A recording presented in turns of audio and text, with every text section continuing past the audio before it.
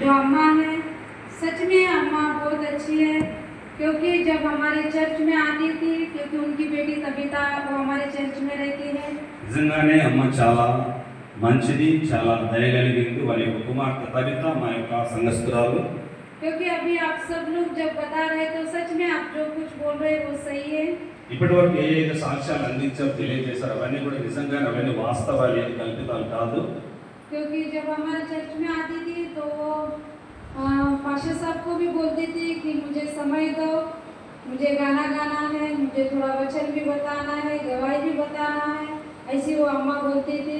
ఎప్పుడైనా మా వద్దకు మహారాష్ట్ర చంద్రపూర్కి వచ్చినప్పుడు కూడా ఇక్కడ ఏదైతే అందరూ తెలియజేశారు అదే విధంగా మాకు కూడా నాకు కొంచెం సమయం ఇవ్వండి, నేను పాటలు పాడాలి, కొంత వాక్యం కూడా పంచుకోవాలని కూడా అక్కడ కూడా దైవజనులు సంఘ కాపరిని కోరుతూ ఉండేది.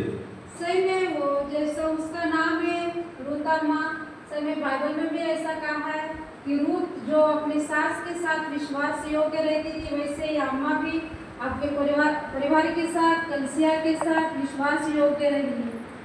ఏ విధంగా పరిశుద్ధ గ్రంథంలో రాయబడినటువంటి రూత్ గురించి ఏ విధంగా రాయబడి ఉంది, అదే విధంగా తల్లి రూతమ్మ గారు కూడా తమ నిజ జీవితంలో తన పరివారాన్ని, బంధుమిత్రులను, కుటుంబంలో, సంఘంలో, సమాజంలో కూడా తన జీవిత యాత్రను కొనసాగించింది. अभी प्रभु के दास ने वचन बताया कि आज रूत अम्मा सही में मरी नहीं है, वो प्रभु के पास है। आज वो यहाँ का सारा